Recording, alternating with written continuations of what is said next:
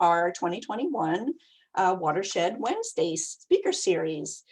So for some of you might have attended our Knowledge in November series, which we packed into the month of November. And for every Tuesday, we did a couple speakers. After we finished our forums, we did send out a survey to people, and thank you for those people who did respond. We asked people if they'd like us to do it again, like 4 in a month, or if they'd like us to spread it out. And your comments were pretty consistent, is that people really wanted it to be more like one speaker session per month and spread it out. So that's how we came up with Watershed Wednesdays.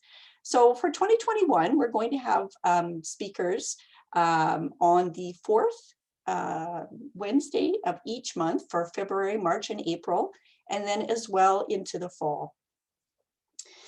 So to date, we have up to 100 people signed up for the Watershed Wednesdays, and I'm going to get proceeding. And if I could just get Mary Ellen to share her screen with us. I'm actually working from home today, which is a bit of a challenge. I am on remote access, so if for some reason I disappear, please be patient with us, and I will come back as soon as possible. So great. So I also wanted just to mention the other staff that are helping out today. Often you see my face, but often you don't see the important people in the background doing all the hard work, which is the staff at the NSWA. So we have Elisa Brose, Billy Mulholland, Mary Ellen Shane, Michelle Gordy, and Rachel Bootsma, who are joining us today as well, making things look seamless and perfect. So if you could advance, Mary Ellen, that'd be great. So just to start, just with some housekeeping items. So if you're not speaking, please don't use your video and keep your microphone muted. That really, again, helps with just moving things forward and kind of reducing the bandwidth that we're using as well. If you would like to ask a question, please use the chat feature in Zoom. So at the bottom of your screen, you'll see a little box that says chat. And if you open that up and just move it to the side of your screen, you should have a spot where you can put in questions. We're likely going to address the questions at the end of each presentation. And then just a reminder is that presentations will not only be posted on our NSWA website, but they'll also be posted on our YouTube channel. In addition, just to make things a little bit more fun, we're actually going to be presenting some polls. And now I'm just thinking about this, Elisa, and how we're going to be able to do this. So theoretically, we were going to ask a poll at this point, but I don't know if we've got them in posted yet. So let's just move on with that. So next slide, please, Mary Ellen. Oh, there's the poll. Awesome. It was magic. Okay. Thanks, Mary Ellen and Lisa, making me look good. Okay, so please fill in the poll, which is about, do you live in the Sturgeon Watershed? And as soon as we're finished, we'll post the results.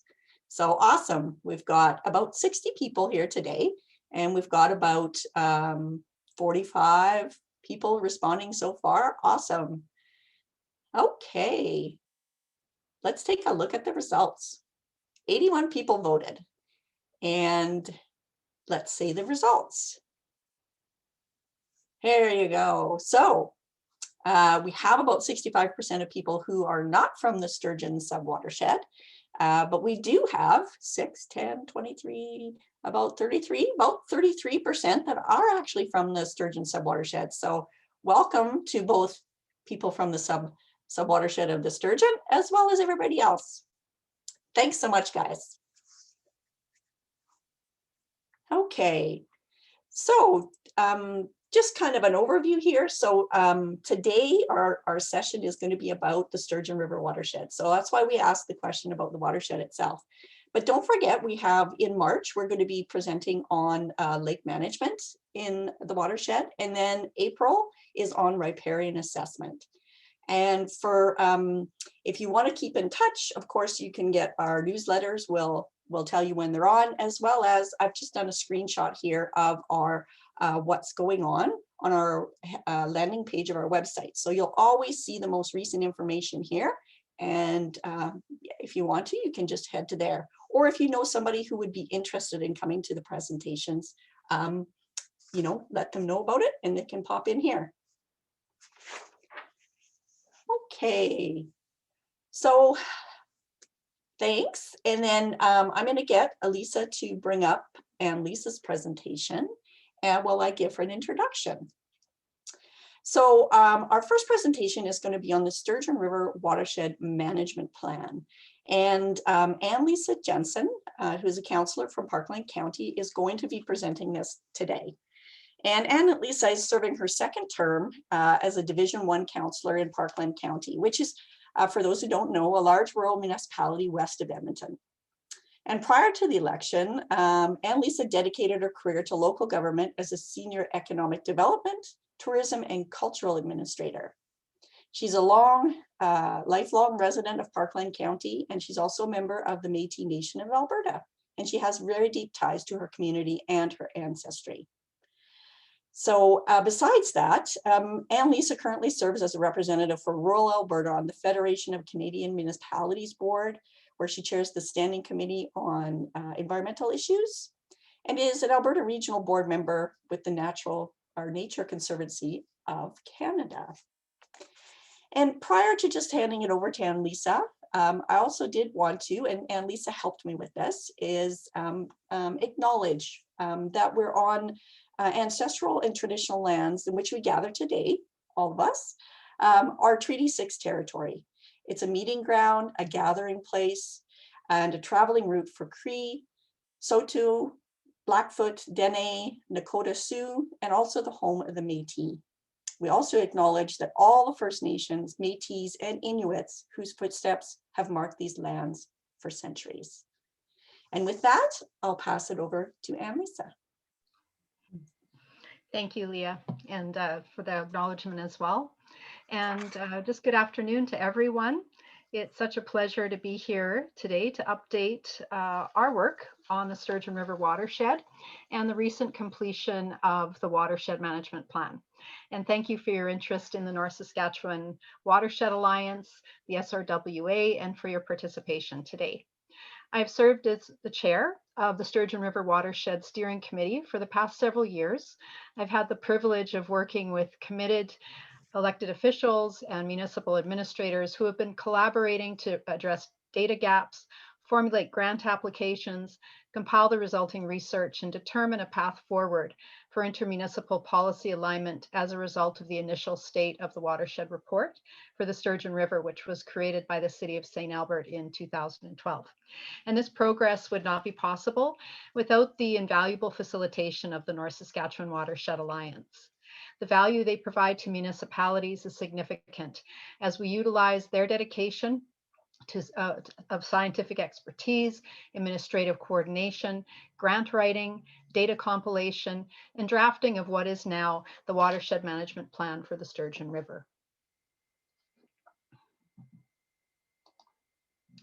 So this is leading intermunicipal collaboration work, which I've been very proud to see come to fruition.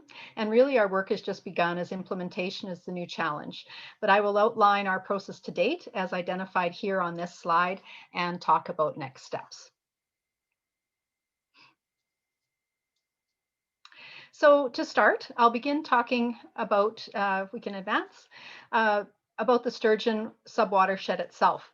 And as many of you know, the North Saskatchewan River flows west to east and travels over 1,000 kilometers to the Saskatchewan border. The North Saskatchewan Watershed, all the land that drains into the river, is over 57,000 square kilometers. And because of its sheer size and diversity of stakeholders, the NSWA has taken a subwatershed approach to addressing local issues, focusing its work to date on the Vermilion, Strawberry, Modesty, and Sturgeon subwatersheds. You see it on the map there. It's important to note that the Sturgeon River is a prairie river fed only by the rain and snow that falls throughout the year, covering an area of about 3,300 square kilometers. It is one of 18 subwatersheds in the North Saskatchewan River. And it flows eastward from the headwater near Hoopa Lake through Lake Isle, Lac St. Anne, and Big Lake, approximately 260 kilometers to its confluence with the North Saskatchewan River, just east of Gibbons. The area it covers is 3,300 square kilometers, and it covers lands in the Alexa Nakota Sioux Nation, Alexander First Nation, Region 4 of the Métis Nation of Alberta, the urban and rural municipalities of Parkland, Sturgeon, and Lac St. Anne counties, the cities of Edmonton and Spruce Grove, and the towns of Stony Plain, Gibbons, Morinville, and Onaway. So quite a large expanse. And while the river connects many of our communities, its health is an indicator of what we are doing, and how we are managing the land that surrounds it. We all manage public and private areas, which break down to approximately 70% agriculture, 20% natural areas, 5% water, and 5% urban areas. And the majority of this area is within the Edmonton metropolitan region, which outlines in the growth plan for the region and includes in this plan a goal to protect natural living systems and environmental assets, and under Objective 2.2, to protect regional watershed health and water quality and quantity. So this is a very busy watershed, as you can see. It's been largely converted to agricultural and urban lands, with only about 20% of the watershed's natural features remaining as indicated. So some of the challenges in the subwatershed are representative of those issues in many watersheds in Alberta. Residential expansion, dealing with intensification of agriculture, the resulting increase in stormwater runoff and pollution, certainly the loss of our natural areas, wetlands, riparian intactness, water level fluctuation with high nutrient inputs and poor water quality, blue-green algae, fish kills, invasive species. So with these challenges, this makes the sturgeon a good working model. If you can solve the issues here, you can probably solve them elsewhere. And interestingly, this small watershed has approximately the same population of 200,000 people as the entire Athabasca watershed, which covers an area of 150,000 square kilometers, which is about 45 times the size. My number is wrong, that's 2 million. Also of note, the Sturgeon River is not a major source of drinking water. All communities are now part of the EPCOR regional lines. However, half of the population is rural, relying on groundwater. And this is one of the densest areas for groundwater in the province. So we'll have to readjust that population number there. So the next slide. So Alberta Environment and Parks has developed a watershed planning framework for Alberta, which includes several key steps and reports. And a state of the watershed report is the first step. It summarizes all the information that is known about a watershed, and it provides the benchmark for moving forward and includes a preliminary assessment of ecological health. In 2012, the City of St. Albert commissioned a State of the Watershed report to summarize all the information that is known about the Sturgeon River watershed and to provide a benchmark for moving forward with a preliminary assessment of the ecological health. The health of the watershed at the time was graded as fair. The report made 3 recommendations. First, a key recommendation of the State of the Watershed report was to form a municipally led watershed group, and this was coordinated by the NSWA and met for the first time in 2014. Next, to fill the gaps identified in the report, and there were several, as what became apparent was that there were still vital missing pieces of information or knowledge gaps by completing the necessary technical studies that would give us a better picture of the state of the watershed. And third, to have this data and research lead us to the draft watershed management plan for the area and to develop objectives and actions to address priority issues. So as indicated, the first recommendation of the State of the Watershed report was to form a municipally led subwatershed group. Formed in 2014, it includes 12 municipalities with both elected officials and municipal staff. It also includes the provincial government through Alberta Environment and Parks, local stewardship groups, and the engagement of Indigenous neighbors through territory acknowledgement and sharing traditional knowledge. We have been fortunate to have such a dedicated, synergistic group of elected officials at the table over the past 7 years. The NSWA, along with the support of our Technical Advisory Committee, which consists of the local government administrators, have all brought us to where we are today, which I am very proud of. In the latest revision of the Municipal Government Act, fostering the well-being, sorry, just a sec here, with the second recommendation within the report, data gaps needed to be filled. So with NSWA assistance, over the past 7 years, the SRWA has completed a number of technical reports between 2015 and 2019 to do just that, and was successful in obtaining over $500,000 to do this essential work. A total of 8 technical studies and 3 technical bulletins were completed that informed the development of the Watershed Management Plan. All reports are available on our website, which is www.nswa.ab.ca. That'll be up later. And Leah will speak to these after my presentation.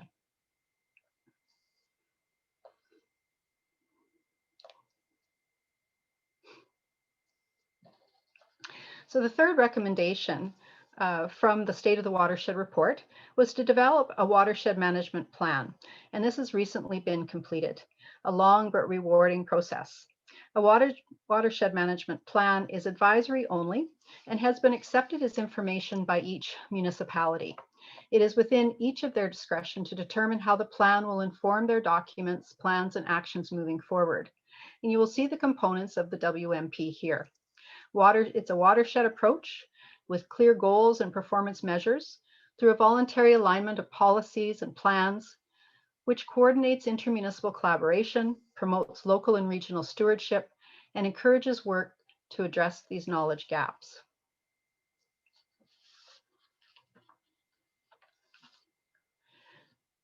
So 6 outcomes were identified within the plan itself. Well-informed decision-making leads to aligned policies and plans, which in turn ensures a healthy watershed. We want to ensure that all residents have access to safe, secure drinking water supplies, whether they are on public or private systems that draw from surface or groundwater. Aquatic ecosystems, including our rivers, lakes, wetlands, and other water bodies, are healthy. We want to ensure reliable, quality water supplies are available for a sustainable economy. Wise land use ensures the cumulative effects of growth and development are mitigated for. The land is resilient to climate change, and individuals and communities are well prepared for drought and flood events. Residents and stakeholders support the Sturgeon Watershed Management Plan, are willing to participate in local and regional initiatives to improve watershed health, are the outcomes that we hope to achieve. And within the 6 outcomes highlighted on the slide, there are 12 goals and 29 strategies, 34 short-term actions, and 30 long-term have been outlined as well within the Watershed Management Plan. The long-term actions will ideally be completed as time and resources permit, and it is important to note that each municipality may have already completed some of these goals or strategies, depending on their capacity. So the WMP outlines plans that will be addressed in a 10-year timeline and will be actioned through the priority setting of the Technical Advisory Committee and recommended to the Steering Committee based on importance and as resources permit. It's the responsibility of each elected official that represents the municipalities at the Steering Committee table to report back to their councils on progress moving forward. And this an additional Alberta Community Partnership grant that was just received not long ago will address us in addressing short-term priority actions. So for priorities and next steps leading us through the next few years, you will see our priorities as decided by the SRWA, and they are certainly significant. So we've prioritized riparian and wetland conservation and restoration strategies, the water quality aquatic ecosystem monitoring program, watershed planning alignment and tools, which will include flood risk areas, riparian setbacks, environmentally sensitive areas, and overlay maps, and a focus on communications and engagement through educational forums, workshops, information, and resources. So in conclusion, subbasin management is made easier at the local level, as the Municipal Government Act gives broad powers to municipalities to manage water within their jurisdiction through responsibility for land use planning and decisions affecting aquatic ecosystems and other environmentally sensitive areas. Local issues can and should be dealt with by local solutions. So there are such huge benefits to working on watershed issues using a municipal lens. And this amazing intermunicipal collaborative work proves that municipalities can work across boundaries. We can also work together towards the voluntary alignment of provincial, regional, and municipal policies and plans as they affect water and watershed health. We can coordinate intermunicipal collaboration and stakeholder involvement to ensure successful implementation of strategies, actions. We can promote projects for local and regional stewardship. We can encourage the work that's needed to identify and address the knowledge gaps, the information gaps that we still have. And we can leverage financial and in-kind resources, commissioning studies to fill those information gaps, integrating learnings into legislated policy and planning processes, such as our statutory and regulatory documents, intermunicipal development plans, municipal development plans themselves, the intermunicipal collaboration frameworks we work within, our land use bylaws, our area structure plans, our statutory plans, and etc. So compared to other watersheds in the province, population growth is higher than average and will only continue to increase. Hundreds of thousands of people rely on the Sturgeon River watershed, and this is a unique pressure compared to others in the province. And this intermunicipal collaboration work of the SRWA is, to me, really a true model of how to move a plan like this forward with local government, local solutions, with local leaders, important stakeholders, and partners such as NSWA and our NGOs that are all at the table, with the provincial government engaged as well at these meetings. So that's my presentation for today. And if you have any questions, I will try to answer them and shift to Leah if I can't. So thank you. Thank you, Annalisa. We do have a few questions in the chat. Okay. The first one, there's a bit of background, so I'm going to read through that. So one of the rivers in Quebec, the Magpie River, just received legal rights. And this is the first such case in Canada. So it's been granted 9 rights: the right to flow, the right to respect for its cycles, the right for its natural evolution to be protected and preserved, the right to maintain its natural biodiversity, the right to fulfill its essential functions. Uh-oh, I lost it. Sorry about that. Okay, here we go. The right to maintain its integrity, to be safe from pollution, to regenerate and be restored, and perhaps more importantly, the right to sue. And the question is, as one of the 18 sub-basins and lands in the Métis Nation and Alexis First Nations and Sioux Nations, would there be an ability to protect the river and watershed as this river has been protected in Quebec? Wow, that's a great question that I will hand over. If we don't have the answer, we can get it, but I don't want to put you guys on the spot, but I don't know. Leah, do you have any comment there? You know, actually, it's the first time. It's not the first time that I've heard of that, and I know in Quebec, a lot of the First Nations have been looking to gain rights, particularly over areas or rivers that they definitely have as their traditional territories, and or that they use, you know, to sustain their communities. So I don't have the answer. I definitely say that we have been following it to see how it would translate into other provinces. Ontario and BC are typically the quick followers if something like this does occur. And I have to say that Alberta is typically kind of a late follower if in terms of picking up anything like this. So a great comment though, good to know. Okay, the next question comes from Don Mitchell. He asks, what are the best, worst, and likely impacts of proposed coal developments on the Saskatchewan River Basin? Well, and I'll hand this over again to Leah, but it's rewarding to see the action that's been put forward by everyone in the province who you know, struggle with this decision. I'm particularly glad to see municipalities stepping up and being very strongly, have strong voices, even if there isn't a, you know, if you're not in the eastern slopes, that understanding that water has no boundary and that everyone will be impacted. So I'll turn it to Leah. Great, thanks, Annalisa. So a very big question for a presentation on the Sturgeon Subwatershed. It's definitely something that we are following very closely.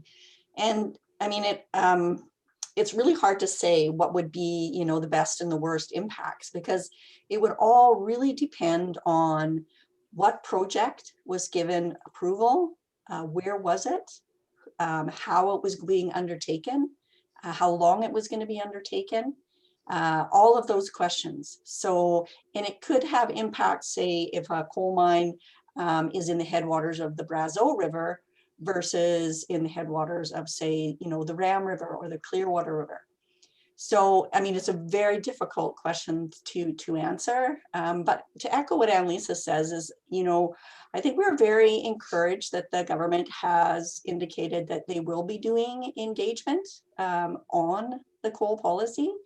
I think it was kind of a shock for quite a few landowners and municipalities, the way it was just kind of withdrawn. But those conversations are going to be difficult. It's a complex issue. There's many people that are involved.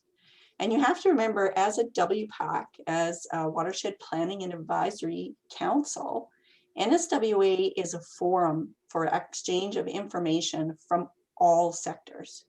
So we not only have landowners and municipalities, but we also have industry, such as mining, oil and gas, and forestry, on our boards in our conversations. So our role as a WPAC is more to facilitate the conversation and to encourage the use of scientific information for whatever decisions are made in the watershed. Also, it's important to look at our title, Watershed Planning and Advisory Council. So whatever NSWA provides is always advice. We have no regulatory power. We don't have a role in terms of developing provincial policy. We definitely, through the Alberta Water Council, which is a provincial policy body and which WPACs sit on, as well as mining and Alberta Environment, etc., would be a great venue for that type of discussion. So hopefully that answers the question. All right. A question that might be a little more related to the sturgeon says, I am curious how one can find out more about recent changes to the MGA, particularly the one that applies to water management. Well, the Municipal Government Act is found easily through the Alberta government and just a good search on Google. And it will show you the changes and amendments that were put through a few years ago, not long ago, actually. And it was really the first time in the MGA that general statement about, you know, a priority for municipal government is care of the environment was put in. And it was ambiguous, but also gave us room to work within the past couple of years. What is really key as well, you know, is that we get some cemented policy specific to water management. The North Saskatchewan Regional Plan continues to be delayed. It has not been approved. And it's hard to, you know, this is voluntary work that we're doing right now. And each municipality is trying to do its best within what we can, within capacity, the competing challenges around economic development and agriculture, and you know, more talk about irrigation, and it's not often a question we ask about where our water comes from, you know, water licensing, all of those issues that we talk about around our table. So I'd encourage you just to it's easily found, the information, and there are certain spots there when you can track the changes of compared to the old MJ to the new one, but certainly not enough in there about water management, just a very general statement about the environment becoming more of a priority for municipalities to address. Do you have anything else to add, Leah? No, that's perfect, Annalisa. Okay. So one last question here. Reed Frockledge asks, what initiatives do you plan to use to focus on encouraging local and regional stewardship work to address current research gaps? Okay, well, a few different things in there. I'll hand this over to Leah as well, but certainly the communication, engagement, and marketing strategies. You know, a lot of people don't even understand that they live in a watershed. So, you know, we do have to find ways to educate. And there are a lot of stewardship groups out there that are willing to do on the ground restoration projects. And we have to identify priority areas in each municipality, make sure they're resourced, and then engage in certain ways. From the research gap perspective, that's something we evaluate as well at the SRWA table through our technical advisory committee and through the work of the NSWA. And I'll just turn it because I know we're running short on time, but in case Leah wants to add something back in there, because they're the ones doing the majority of the work. Mm-hmm.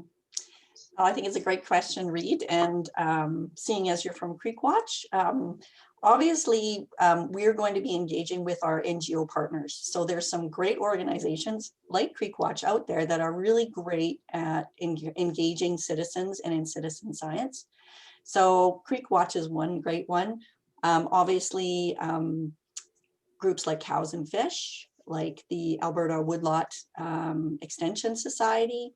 Also, quite a few of the counties within the Sturgeon have ALICE programs, or Alternative Land Use Services programs, which are exceptionally good at engaging with their landowners and coming up with really local solutions.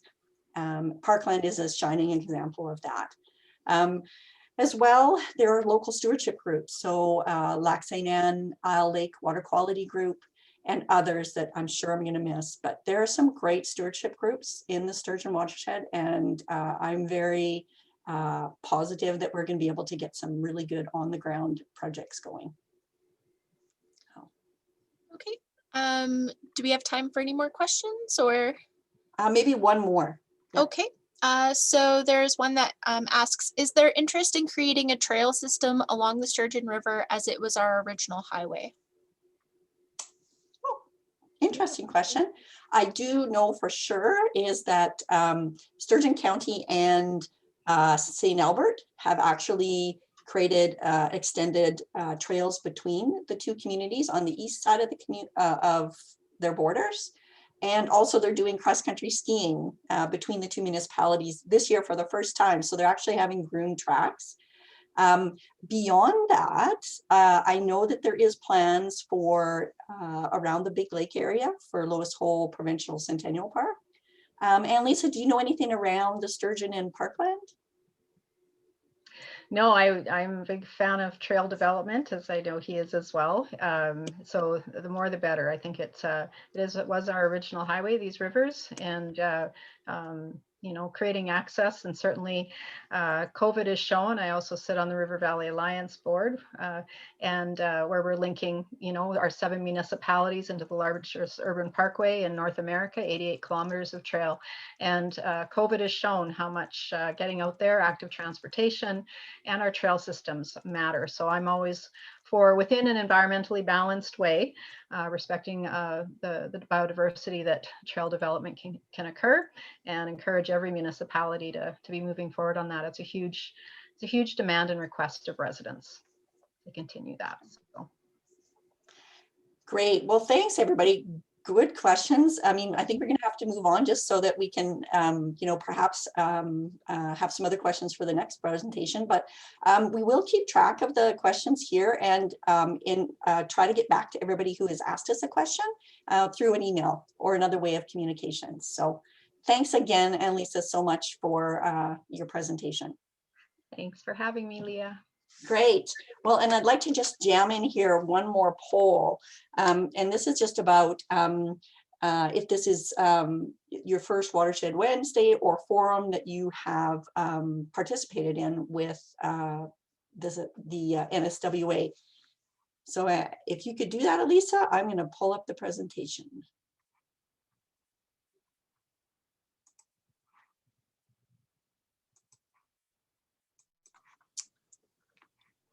I'm thinking you might have to do it from your end, Leah. We're trying on this end. Okay. I am not on the VPN, so I wouldn't be able to do it, I don't think. We'll try. Okay.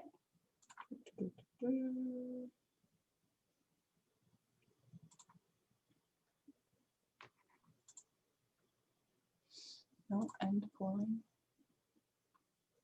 It's not giving me options. No worries, no worries, Oh, Mary Ellen. We'll number of close number of times for attending? Yeah. Okay. There we go. Okay, we did it. So let's see. Hooray. How many times have you attended the NSW workshop or educational forum? So now we have 62 people attending, and we're getting answers here from about 43. So it looks like we have a lot of first timers. So 50% are kind of first timers. A few times, about 25%. 5 times or more, we're about 18%. Awesome. Well, let's end this and then share it. Here we go. Oh, so first timers, welcome. Really happy to have you here. And for those of us who have attended previous ones, welcome back. Always good to see you. Thanks, Mary Ellen. I appreciate it. This is some of the challenges when, you know, I'm typically in the office when I do this, but I had to change at the last minute. So I really appreciate the staff helping. No problem. Okay, thanks, Mary Ellen. So I'm going to have to kind of go through this fairly quickly, but what we wanted to share, and a lot of people asked in our survey, was we wanted to hear more about the technical studies that were going on. So management plans are great and they're very important for moving actions forward, but a lot of people said, well, what happened with that study? What happened with this study? So I've kind of taken on the task of trying to summarize this for you. So let's see.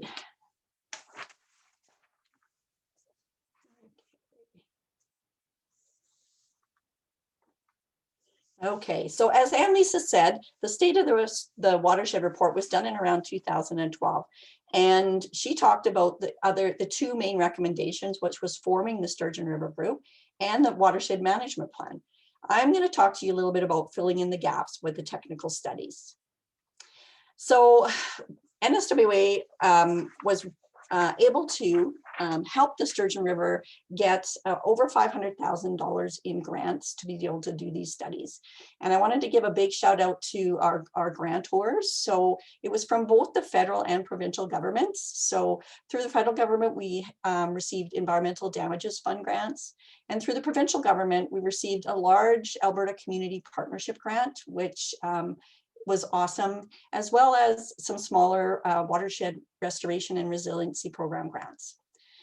So in all, we had about 8 technical studies and 3 technical bulletins. And that's one thing that NSWA does, is we help coordinate all these consultants and the requests for proposals. And we just get the Sturgeon River Group the information so that they can do the difficult discussions and make the direction decisions. All of these reports, of course, are available on our website. Now, of all of those 11 studies, there's no way I could do all of them in 20 minutes. So I've kind of picked 5 of the reports to give you very short summaries on. And again, I have to say is that, you know, I am not the technical consultants that did these reports. So I know a little bit about it, but if you start asking me detailed questions about the size of some of the fish that we captured, I am not going to be able to answer those questions. So let's give this a shot. So surface water quantity. So this is typically one of the things that you want to look at when you're developing a watershed management plan. And it usually is around the fact that you know, the stakeholders within your subwatershed rely on surface water. So whether that is for social reasons, for recreational, cultural reasons, economic reasons, like for irrigation or livestock, golf courses, sand and gravel development, or environmental reasons, such as, you know, biodiversity or in-stream flow needs. This is one of the first things that you start with. So one of the difficulties we did have is that there is not a lot of water flow gauges for subwatersheds. Typically, the gauges are really great on the main stems, so the North Saskatchewan River or say the Peace or the Athabasca. But once you start getting down to a subwatershed, typically there's a little bit less information. But what did we find out in a nutshell is that the annual flow variability, and here we're just speaking about the Sturgeon River. not some of the tributaries. The annual flow variability really follows the weather. So Sturgeon River, being a prairie river, is totally dependent on the precipitation that falls in the way of snow or rain for its flows. And so this makes sense. What was kind of interesting was an additional technical study that was done that showed that the flows as well as lake levels follow a decadal or 10-year weather pattern. So if you go back to the early 1900s, you'll see that it's high flows for about 10 years, then it's low for about 10, and then high again. This pattern follows, again, a typical weather pattern from our Pacific Ocean system. So many of you may have heard of El Nino or El Niña. It is a similar thing. So it's called the Pacific Decadal Oscillation. So very cool. I'm going to show you a little bit of a graph here that is going to not capture it totally, but hopefully you can see some of the patterns. So this is data going back until the early 1900s, and it is at a gauge that's right at the end of the Sturgeon River, just before it joins the North Saskatchewan River. And you can see here is that definitely, you know, there is some low periods in, say, around 1998 to 2010. So in this period here was definitely a low period for precipitation and flows. Whereas, say, in the 70s, around 1974, which is the highest flows Sturgeon River has ever recorded, it was definitely a period of wet and high flows and high lake levels. Now, everybody's going, well, what about the last 2 years? So, of course, this chart goes to 2014, and I guarantee you, if we looked at 2019 and 20, you'll see that we're in the upswing and we're getting ready for another 10-year high flow period. The other thing that you typically look at when you're looking at water quantity is users. So how much of the water is already being used? And the way that we figure this out is typically through water licenses. So a lot of different sectors use or divert water. Again, like I said, agriculture, industry, commercial, and water licenses are issued by the province of Alberta for large users of water. This diagram shows, in a kind of a nutshell, is that for surface water, there's about 1,680 licenses that have the ability to take out 24 million cubic meters of water every year. And in the groundwater side, there's about 959 licenses where it's licensed to divert or use around 9.5 million. Now, the key with water use or licenses is that a lot of times not all of the water is used. So if you look at surface water, for example, of the 24 million, the amount that is used or is lost is about 6.5 million. How is it used or lost? Typically, it is through irrigation. So once you put it onto the soil and the plants uptake it, and then they evapotranspire it. So it doesn't end up back in the river. Well, it does, but through the water cycle, and that's a longer history story. But in terms of return flows, there's also industries that do use the flows, but then return them. So for example, an industry like sand and gravel might do dewatering, and that's 7.5 million. On the same side for groundwater, you have losses of about 4 million. And then you also have a return of about 5.5. So that one's a bit more interesting in that some of the licenses that are for groundwater in the Sturgeon Watershed are for municipalities that are actually diverting groundwater. So they're trying to lower the groundwater levels in some areas of their communities. So very interesting. So the bottom line is on average, the recorded flow for the Sturgeon River is about 86 million cubic meters, which seems like a lot, but if you compared it to the NSR, it is very different. I think it's the Sturgeon contributes less than 1% of the flows to the North Saskatchewan. So, but if you look at this and do the calculations, you find out that about 13% of the average flows are actually used or documented within water licenses. So what does this do? This tells us a little bit about, is there enough water? Should we start to be worried? For example, in some southern subwatersheds, they have 100% of their water that's allocated. So at that point, you really have to be concerned and look at your surface water use.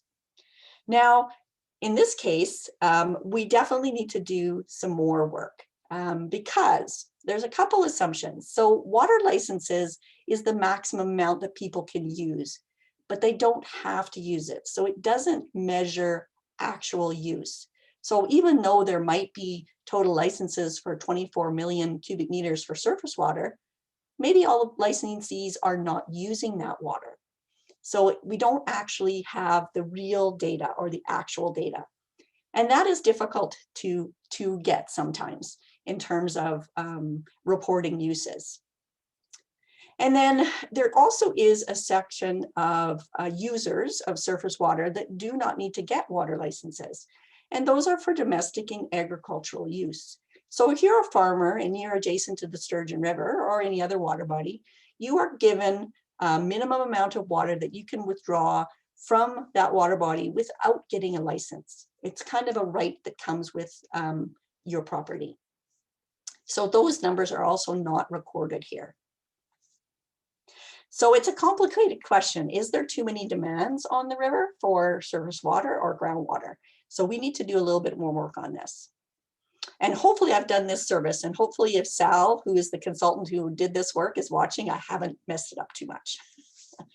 But that gives you an overview of the water quantity. Now, another thing that you can do is you can do a preliminary assessment of what's called in-stream flow needs. So Alberta Environment has a desktop model that you can run water flow data through and determine if the inflow stream needs are being met in any one year. So again, we do have limited data, and this is really just a preliminary assessment. But what it did tell us was that about 35% of the years is that some of our in-stream flow needs are not being met, and particularly in the summer months, or low flow months like the fall. So this again is just a preliminary desktop model with limited data. This data actually only is for 1972 to 1991. So what it also tells for us is that we need to look into this a little bit further, but it does give us a starting point in terms of water quantity. And in-stream flow needs are not just for aquatic life, but they're also for economic and drinking water requirements. So that's one thing you need to remember. So again, short and sweet, but I'm going to plow through into groundwater as well. So the findings, so we did a summary of groundwater conditions in the Sturgeon River Basin, and this was done by Alex Oifer, who actually works for Alberta Environment and Parks, and he graciously provided his time to do kind of a summary. So it's more, what data do we have, and what do we know about groundwater? And so he was great in doing this, and he's part of the technical committee for the Sturgeon River Watershed Alliance. So thanks, Alex, shout out to you. So the findings of this report is a couple really interesting things, that there is a very high density of groundwater wells in the Sturgeon River watershed. And a lot of them are used for drinking water by our rural landowners. There is also other groundwater wells that are used for industry and commercial purposes, but a lot of the rural residents are really dependent on groundwater wells for their drinking water. So that's very important for us moving forward in making sure that we protect that groundwater for future use. The other really cool thing is about surficial geology. So the Sturgeon River watershed has a very kind of unique place in glacial history, and that there was a lot going on in this watershed and in the Edmonton area for that matter, in terms of glacier movement and lakes and moraines and all sorts of stuff. So what we did find is that those very different types of geology really have connected the groundwater to surface water much more than we thought. So we're finding that our lake levels and even our river and creek levels might be influenced by a large part by the groundwater itself, which again is a very important thing if we're going to be looking at long-term flows in the next 20 to 50 years. The other important thing is that in the Sturgeon watershed, there are definitely areas of recharge. So where the groundwater is soaked in and moved through the groundwater system. And there's definite areas where there's discharge, where it comes up and out, and there's very high groundwater and or artesian wells and other interesting things. So this is very important when you want to consider any type of planning development. Not really great to plan, your residential neighborhood in a area of high groundwater discharge. You're going to have some issues. So I'm just going to show you a few figures that explain some of these items. So for groundwater, these two figures, the one on the left is from a provincial study on groundwater that was done between the Edmonton-Calgary corridor. And you can see the dark brown color there shows the density of groundwater wells. And you can see that in the Sturgeon area, so west of Edmonton and actually east of Edmonton, a lot of groundwater wells. And again, I think it has to do with the geology. In this area, we have aquifers or groundwater that's easily accessible, related to the geomorphology. And then on the same reason, if people are all going, that's the Beaver Hills Moraine. Exactly. So again, this is an area where, because of geology, there's probably easier access to groundwater for landowners. And this figure on the right just shows you just the number of licenses for groundwater and for surface water in the Sturgeon River watershed. So you can see there's quite a few. Okay, and I love this figure. I know it's a bit complex, but what it really tells you is about the complex nature of groundwater in the Sturgeon Subwatershed. And I think this was probably, what's very exciting for people like Alex or the Alberta Geological Society to kind of put together. So quickly, just to summarize this, is that groundwater is very heavily affected by geology and geomorphology. And as I said before, this area was really impacted by the last glaciation. So in the Edmonton area, there was a sustained, the end of the glacier kind of sat very near to the end to Edmonton for quite a few years. So if anybody's been to, say, the Columbia ice fields, you can see at the end of the glacier there's often really interesting deposits of soil and rocks. So in the Edmonton area, we had very significant moraines. So that's the material that collects right at the end of a glacier. So hence the Beaver Hills Moraine. We have features that we actually name after them. There's also a lot of meltwater that comes out of a glacier as it's retreating or it's melting. And so we have features within the Sturgeon that are deltas, such as Carvel Pitted Delta. And as well, we have buried river channels that may have been existing just prior to the retreat of the glacier or during the retreat of the glacier. So on this figure, what you see is the bright green is the Carvel Pitted Delta, which is important to note because it has a lot of sands and silts. So sand makes water and it can move through it fairly easily. You'll also, if you've ever been out to this area or like Chickacoo Lake or such, is a lot of small pothole lakes, similar to Beaver Hills, but due to a different geomorphological feature. Underneath that, you'll see these bright yellow layers, and these are the buried river channels that used to be here and hold a lot of sand and large gravel.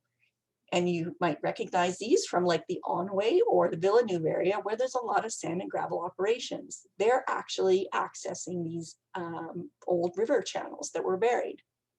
And then last, this dark brown is where Glacial Lake Edmonton was. So often what happens at the end of a glacier is you might get a series of moraines that form as the glacier moves back. And a lot of times those moraines will hold lakes behind them. For those of you who've been to Columbia ice fields, there's a lake called Sunwapta Lake. It's at the end and it's just kind of held in here. Well, in the Edmonton area, we had a really large lake and it was called Glacial Lake Edmonton. And one of the things about lakes is that because they're stiller and slower moving than say a creek or a river, they tend to deposit very fine material. In our case, it's a lot of clay. So if you look where Glacial Lake Edmonton is, you can tell pretty easily if you look at a map, is because it's very flat and typically it has very rich soils that are based on this clay material. So when you have all of those three features working together, you know, the silts, the very fine clays, and then the sand and gravels, you can do some really interesting things with groundwater. Now, I'm not going to do, give this description like Alex would, but the really cool thing to know is, say, around the Stony Plain and Spruce Grove areas, you have a lot of very high groundwater or artesian domestic water wells. What's artesian mean? It basically means if you drill a hole, you put a pipe in it, the water spurts out. You don't need a pump because the water's under pressure. So these are very important things, again, to really keep in mind when you're planning development. And especially if you want to maintain your groundwater levels, the Carville Pitted Delta is really a recharge area. And if you want to keep the water in the lower areas, groundwater high enough for people to use, you really need to protect the recharge area, which is the Carville Pitted Delta. So I know that's very short and sweet, but hopefully Alex gives me a thumbs up. Okay, hopefully I'm plowing along here. This is probably one of the more interesting studies that we did, and it was done on the aquatic ecosystem assessment, and it was done by CPP Environmental. And it is a large report. It is like this thick, and then there's an addendum that is just as thick. So again, I'm going to give you the Coal Notes version. When you do an aquatic ecosystem assessment, you look at many different things. You look at water quality, you look at river morphology, you look at diversity of vegetation, as well as aquatic vegetation. You look at the little aquatic invertebrates that are there, and you look at fish. So there's a lot of information and data collection that goes into this. And this is really the first time it's been done in a comprehensive way just for the Sturgeon River, which is quite interesting. So the Coal Notes, in terms of water quality, is that the rivers and lakes in the subwatershed are nutrient rich. And this is not a huge surprise in that Sturgeon River is a prairie river. So it's got it's very low elevation. So it's not like a mountains where it's very steep and the water can flow and there's a lot of flushing out of the system. It's a very flat landscape. And so the river flows and meanders very slowly. And it picks up a lot of material from the surrounding landscape. And in some cases, particularly with clays, it can already be very high in nutrients. But we'll see also is that there also is other human inputs of nutrients, such as from agriculture and urban centers. The oxygen levels, which are really important to the critters that live in the water bodies, are quite low, particularly in the very upper reaches of the Sturgeon near Hoople Lake and Isle Lake, and in the lower reaches near east of Gibbons. We also found that there is high levels of salinity or salts at some sites. And this is very closely linked with highways and urban centers. So we're thinking that the connection is largely road salt. It might also be natural and or agricultural, but we're thinking that we need to do a little bit more study around the contributions from road salt. Macroinvertebrates, so the little aquatic creatures and the fish, their diversity, it does vary from one end to the other, and it is very connected to the diversity of the habitat in that portion of the river, as well as the oxygen levels, which makes sense. And then also that there are some human health issues. So there definitely has been issues with blue-green algae blooms, E. coli or bacteria levels being high. And also, we didn't have a chance to look at here, but if people are consuming the fish, we wanted to know a little bit more about, there is potential that maybe some of these pollutants are accumulating. So again, just a few figures to kind of show you where these kind of coal notes came from. This is the Sturgeon River watershed. So right up here is Hoople Lake. goes through Isle Lake, Lac St. Anne, skirts close to Onaway, and then connects with River Quebec, down to Big Lake, and out St. Albert, all the way up to Gibbons, and connects to the North Saskatchewan. And you'll see here, these yellow stars are the locations where they did water quality assessment as well as habitat assessments. So there are 12 stations.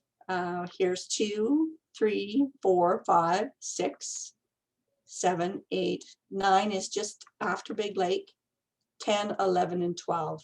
And then there's also 6 tributary samples that we looked at. So we looked at Toad Creek, Kalini Creek, River Quebec, which is considered a tributary or creek, Carrot Creek, Adam Creek, and Little Egg Creek in Sturgeon County. So just some quick snapshots to kind of show you. So these graphs are showing, in this case, nutrients, and it goes from the top where it's near Hoople Lake all the way down to past Gibbon where it joins up with the NSR. So it kind of gives you a spatial picture of what's going on. And what you'll see is that the nutrients are really quite high, kind of at the top end of the river, as well as quite high in these gray bars, which are related to the creeks. In terms of salts, what we're seeing is we do see some levels at just about all of the river locations, but the high levels are actually downstream of St. Albert, and where there is quite a bit more development and road crossings. That's just a snapshot. There's tons more graphs, but in terms of aquatic health, so that was just on water quality. On aquatic health, we're looking at river morphology, aquatic vegetation, macroinvertebrates, and also fish assessments. So I knew that people would ask me about this, so I wrote down a few figures. Can't give everything, but of the fish captured, there was 61% were white suckers, around 22% were northern pike, and then the other about 20% were a mishmash of lots of other ones. The majority of the fish were tolerant species, or those species like the sucker, or that can really manage really low oxygen levels and a lot of water with sediment or even contaminants. So again, this is characteristic of prairie river, as well as a river that has a lot of agriculture around it. And I don't want to miss the little guys, so the benthic invertebrates, there is an assessment that's done for that, and it's based on a diversity measure and has really interesting categories like predators, scrapers, and attackers in terms of these invertebrates. But and they are also really good indicators of health. So of the sites that we looked at, there was 12 sites, so 1 was very poor in terms of aquatic invertebrate health. 4 were poor, 4 were fairly poor, 1 was fair, 2 were fair, and 1 was good. So again, interesting data. Now this table is quite busy, but it shows you how CPP took a lot of different factors. In this case, it's more around habitat, like the shade, the plant cover, undercutting, habitat diversity, and some of the water quality, and kind of assessed each of the sites, and then gave it a score. And then I've tried to summarize it here for you really quickly. So really in the headwaters, definitely have below average or low in terms of habitat and water quality. Once you leave Lac St. Anne though, and before you get to Big Lake, you have some really, I guess, better habitat. It's above average, there is 1 below, but a lot of above average. And it is important to note that none of our sites actually reached the good or above average, or pardon me, good category. So we only had low, below average, and above average. And then once you pass St. Albert, it's really kind of a mixed bag. You have 1 location that's low, a couple that are above average, and 1 below average. So a lot of great information again. And then getting right to the end here is looking at our riparian conditions. We did an assessment of almost 1,800 kilometers of riparian shoreline. About 45% of that was very low or low intactness. That basically means that the area has been broken up or fragmented or impacted in some way and is not its full healthy component. And then we did have 54% that was moderate or high intactness. So why is this important? Well, riparian areas are crucial to water quality, and they create a really great filter before water, as water comes through it and before it gets to the receiving water body. So like a Sturgeon River, if there's lots of agricultural development or a road perhaps, if the water can go through a really healthy, intact riparian area, you can definitely have your water cleaner and clearer. I'm going to have to finish up because we're going over time here. So I'm just going to show a quick graph. This is what a riparian intactness map looks like when you're done. The red areas are low and the blue are high. You can also do this by creek, or you can do it by lake. And so you can see in the blue where the creeks are really good, and in the red where perhaps it's lower. And then lastly, we did a report on policy and planning alignment. And I guess the key story here is there's lots of opportunities for alignment around watershed planning in the Sturgeon watershed. And as Lisa said, our next steps are pretty clear. Riparian and wetland restoration, definitely some more water quality and aquatic health assessments, and some more planning alignment tools. And I'm sorry for going over, but that was really hard to do in 20 minutes. If people want to stick around, we probably have time for one question. Okay, so we do have one in the chat from Kyle Scholl of Smoky Lake. He said, could you please speak to opportunities for packaging the traditional, cultural, recreational significance of the Sturgeon River in assisting and encouraging good environmental stewardship? People care about the things and places that they are emotionally connected to. That's a great question, Kyle. I think in the Sturgeon Subwatershed is that I think a lot of those connections are already really strong in terms of we have a lot of local stewardship groups. We have a lot of local participants in things like the Alberta Conservation Association, Fish and Wildlife Clubs, that sort of thing. Sorry, my phone is ringing. So I think we're doing really good. Of course, we can always do better, and we're always looking to build those relationships in the community. And that's where we really depend on our committees. So our municipal representatives are amazing in terms of knowing their areas and how to build that type of, connection to place and people's passion about where they live and their history. So I think we're in a good place with the Sturgeon Subwatershed. Okay, then Don Davidson says, thanks, Leah. Did you say that there were areas where municipalities were trying to lower the groundwater level? He says he may have misunderstood you. Actually, no, I did say that. So there are some communities, I'm thinking of Stony Plain as being one, where they have actively pumping their groundwater to keep it lower in areas that they have developed. So I know there are other communities, but that's the one that first comes to my mind. Right, I think that that's all that's in the chat. Excellent. Well, thank you everybody so much, and for being patient with me as I went over.